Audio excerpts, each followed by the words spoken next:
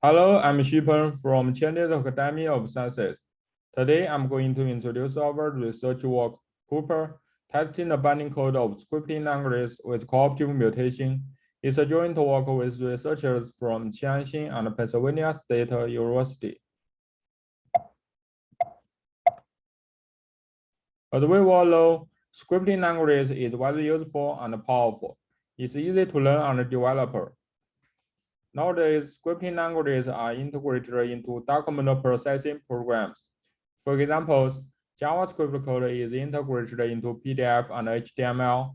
VB code is integrated into Office document.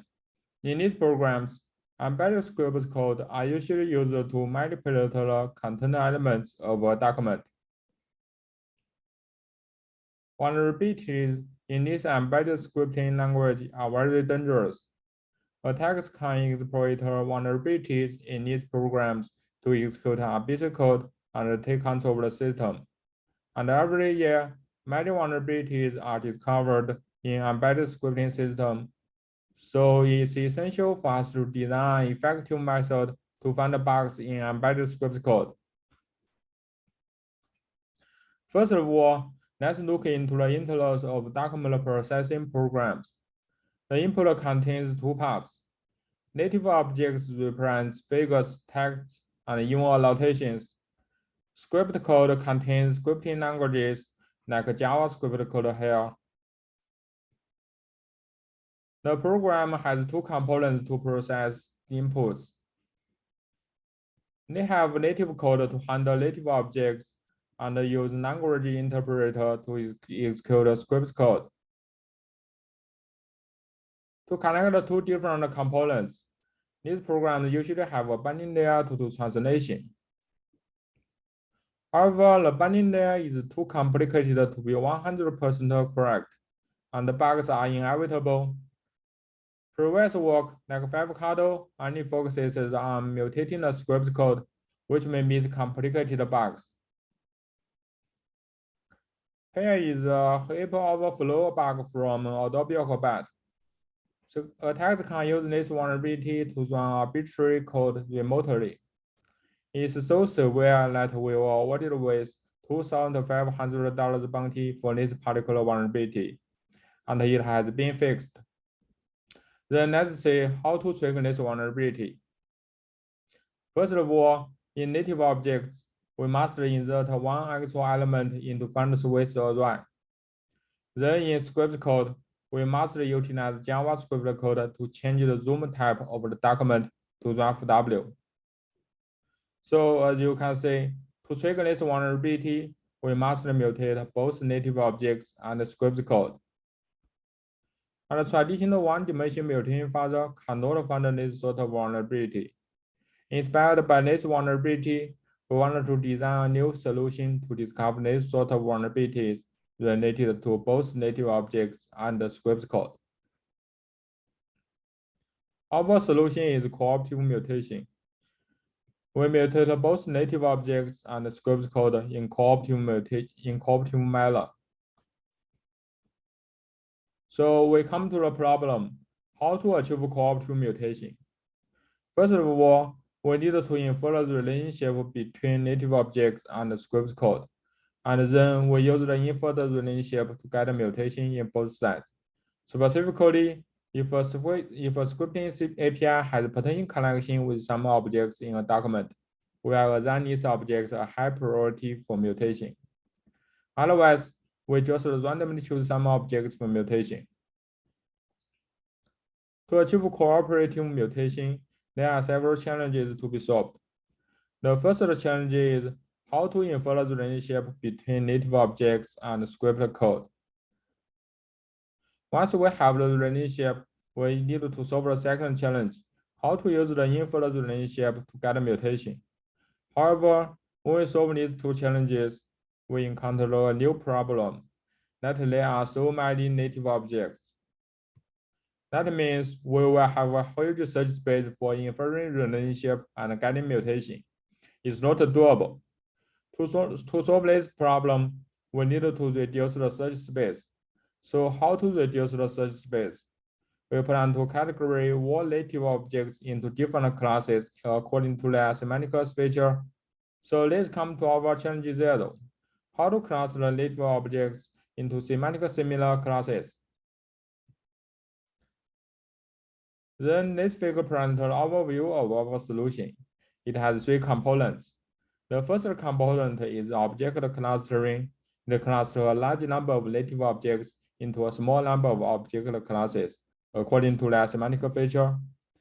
Once we have the object classes, we need to infer the relationship between object classes and scripting APIs.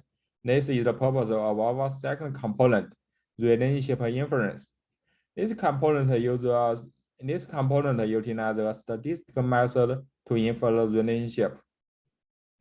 Finally, we come to the third component, relationship-guided mutation. In this component, we use the inferred relationship to guide mutation. Then I will show all components in detail. The first part of our solution is object clustering. An object usually consists of some attributes. Each attribute is a pair of name and object. Through our operation, the name of object usually carries some semantic information. So in the first step, we class the objects with their names. We just put objects with different needed names into different categories. However, in some code cases, clustering objects by their name may not be correct. To get a fine-grained object classes, we split and merge object classes with their attribute similarity. Specifically, we use that formula to calculate the similarity between object classes. If the similarity is less than a threshold value, we split a big class into several small ones. If the similarity is greater than a threshold value, we merge these small classes into a bigger one. Through these 2 steps, we finally get a fine-grained object classes.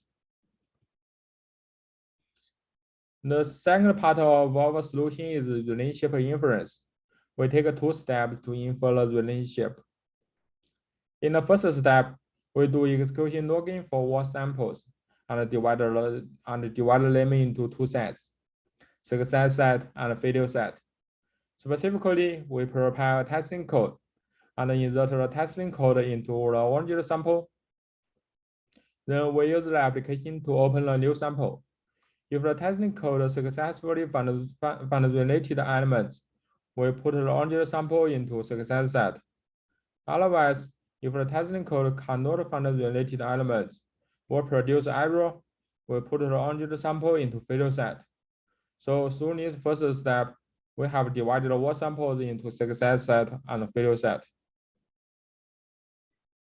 After we divided all samples into success set and failure set, we use statistical method to infer the relationship between object classes and scripting API.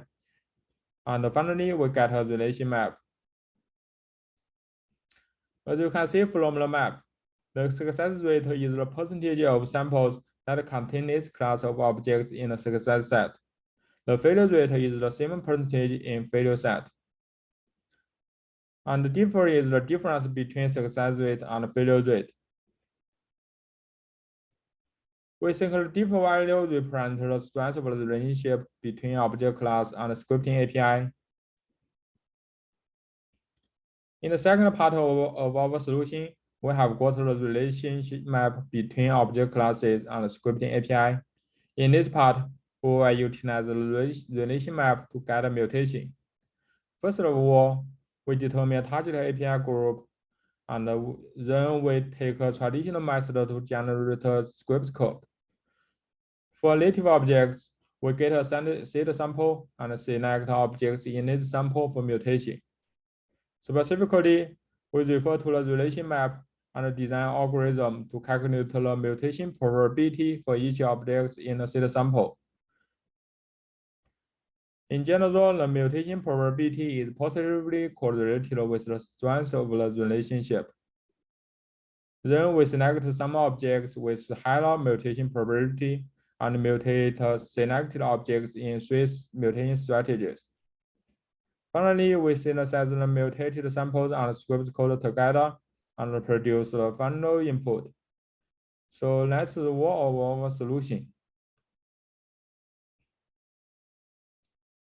For implementation, we have developed coooper in 4,000. We developed coooper in 4,300 lines of Python code, and coooper has utilized some open source library. In particular, it uses PDF2 Python library to parse PDF format, use zip file and XML Python library to parse Word format. For scripts generation, we utilize Tomato and improve it with block level template. coooper currently supports two formats, PDF and Word. It's notable that coooper is extensible and portable. You can easily add some new features to coooper and can also apply coooper to other document formats with limited manual efforts. Then I'm going to talk about coooper's evaluation. We apply coooper to real-world programs to find bugs, and we compare the capabilities of bug finding and edge finding in different configurations and tools. We apply coooper to three real-world programs: Adobe Acrobat, Fox Reader, and Microsoft Word.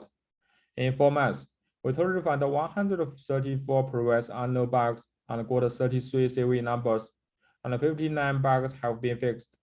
We were totally awarded with $22,000 bounty. All these vulnerabilities are related to 90 API in 11 object classes. To fully understand the capabilities of coooper, we prepared 5 configurations. coooper 4 is the full-featured configurations. It utilizes inferred relationship to do cooperative mutation. coooper random doesn't use any relationship.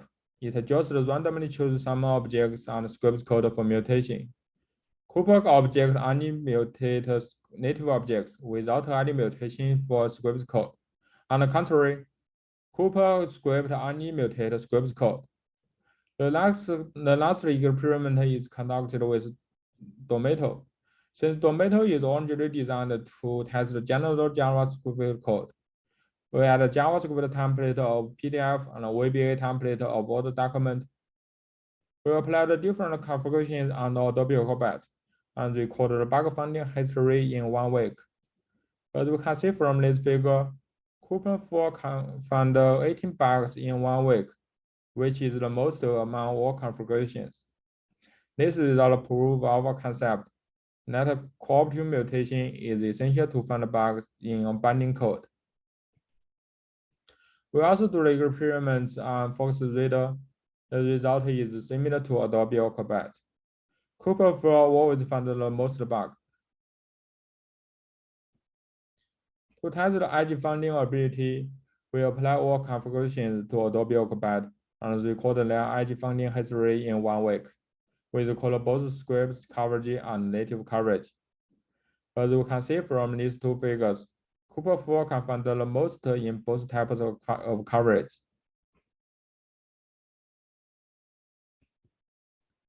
We also do the edge finding experiments on Fox Reader and Microsoft Word. Their results is similar to Adobe Acrobat. coooper 4 always find the most coverage. Their results can also be a proof of our concept. Cooperative mutation is essential in finding bugs in binding code. In conclusion, we propose cooperative mutation to test the binding code of scripting languages. Our system, coooper, found 134 bugs in Adobe Acrobat, Fox Reader, and Microsoft Word, and received 33 CV numbers and $22,000 bounty. And coooper is now open sourced on GitHub. Thanks for listening. I'm ready for questions.